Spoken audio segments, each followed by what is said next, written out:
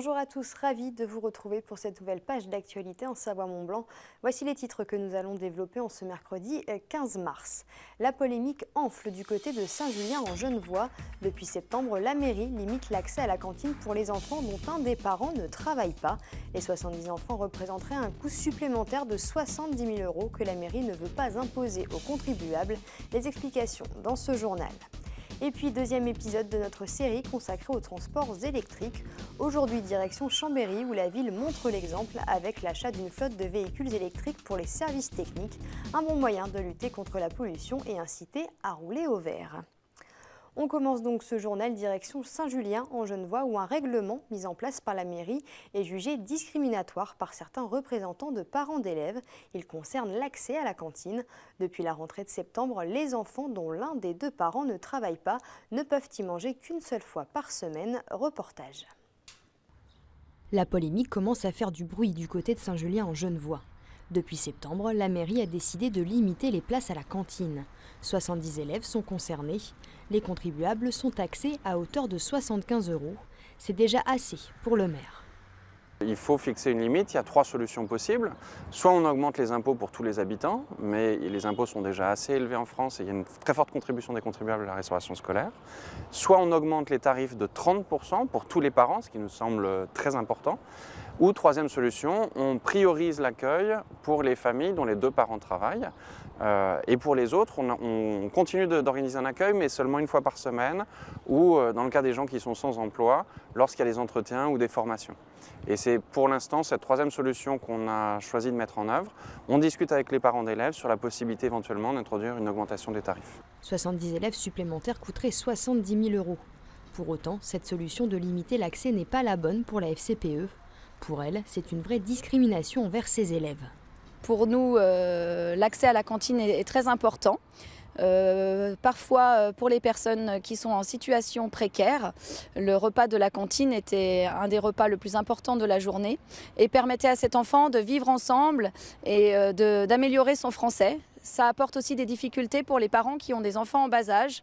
À ce moment-là, comme la pause méridienne intervient pendant leur sieste, c'est vrai que parfois il est difficile de faire les allers-retours et aussi on a une difficulté pour les parents qui sont au chômage ou qui sont malades. C'est vrai que d'avoir l'accès qu'une fois par semaine, c'est assez limité et c'est aussi inégal par rapport aux autres. La FCPE espère un retour en arrière et avance la loi de janvier 2017 qui prône l'égalité et la citoyenneté. Loi dans laquelle, à partir du moment où la restauration scolaire existe dans l'établissement, l'école se doit d'accueillir tous les élèves qui s'inscrivent. Des rencontres sont prévues entre la mairie et les parents d'élèves pour trouver une solution.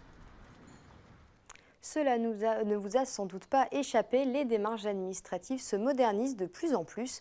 Le 21 mars prochain, ce seront celles pour la création d'une carte d'identité qui seront remises au goût du jour. Dans le cadre du plan Préfecture Nouvelle Génération, des bornes ont été installées dans des mairies de chaque département. Un concept plus simple et plus rapide. On écoute Juliette Trignas, secrétaire générale de la préfecture de Savoie, au micro de Guillaume Lesquer. Voilà, vous êtes inscrit sur https ANT. Pour faire sa demande de carte nationale d'identité, à partir du 21 mars, en région Auvergne-Rhône-Alpes et en Savoie plus particulièrement, il faudra procéder comme on le fait pour les passeports.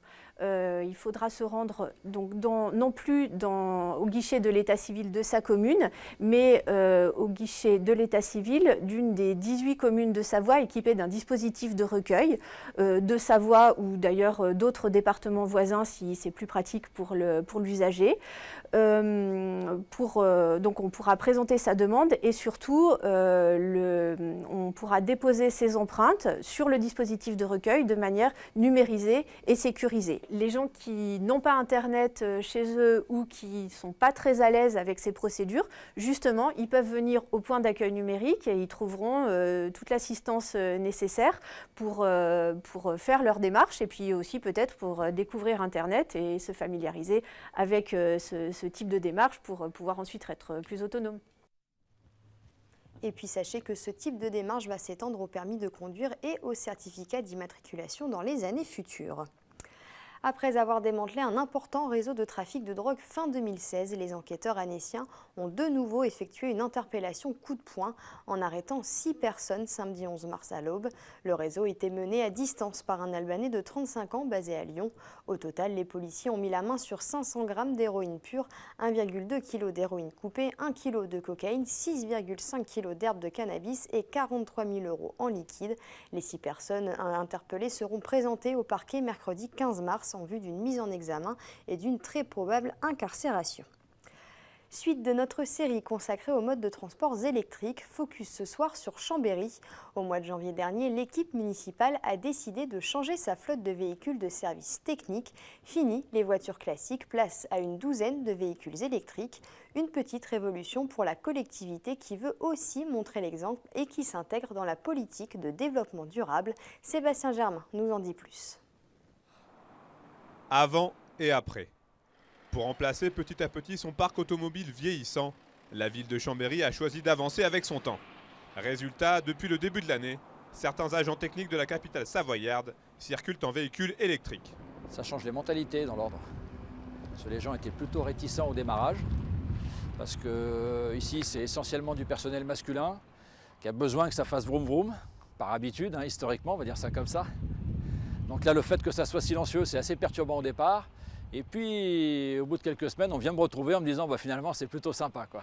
Prenons l'exemple concret de ce véhicule mini-utilitaire qui sert essentiellement aux agents de la voirie municipale. Il y a l'aspect silencieux quand on démarre tôt le matin les tournées à 6 h. Donc je pense que pour les Chambériens, c'est agréable aussi sur cet aspect-là.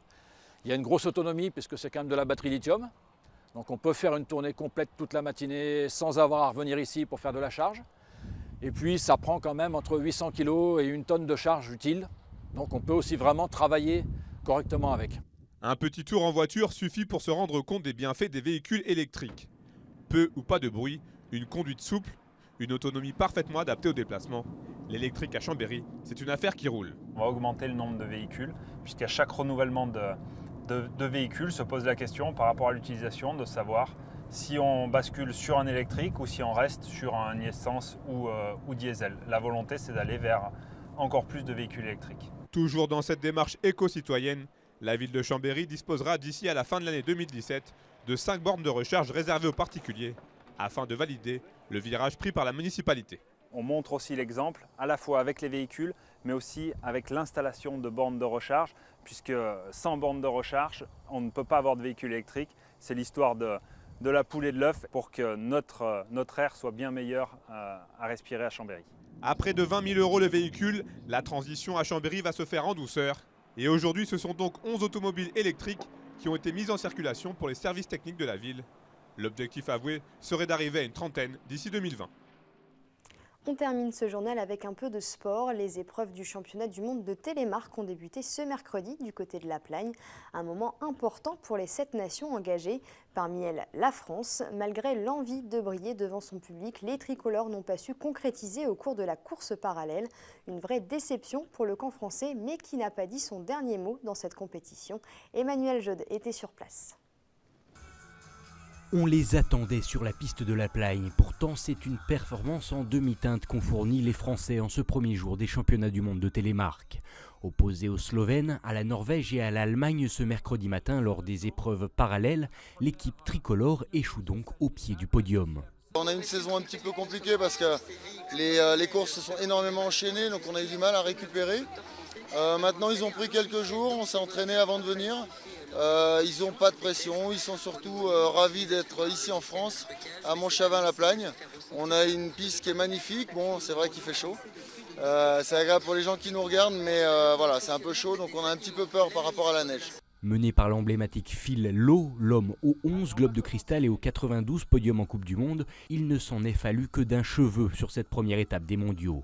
Pourtant, en cette fin de saison, si l'or était bien le seul objectif, il en fallait aussi pour le public qui s'était déplacé en nombre pour suivre la compétition. C'est vrai que ça fait toujours plaisir de courir en France, surtout des stations pas loin de chez moi. Et voilà, la Plagne, je connais très bien et j'adore cette piste. Et voilà, on va donner tout ce qu'on peut pour faire plaisir au public aussi et surtout pour moi. Mais voilà, j'espère qu'on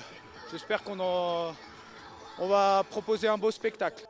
Mais si l'entame de ces mondiaux n'a pas été à l'avantage des Bleus, les épreuves se poursuivent jusqu'à ce samedi avec les courses de sprint et de sprint parallèles, ainsi que celles de classique. Autant de chances pour nos Français de briller devant leur public et de retrouver leur place aux avant-postes du circuit mondial. C'est la fin de cette édition, merci à tous de l'avoir suivi. Tout de suite, retrouvez Destination Montagne et Emmanuel Jaude et François Pirot nous emmènent dans les coulisses de la Pierramenta. N'oubliez pas non plus notre site internet 8montblanc.fr. Belle soirée et à demain pour encore plus d'actu en Savoie-Mont-Blanc.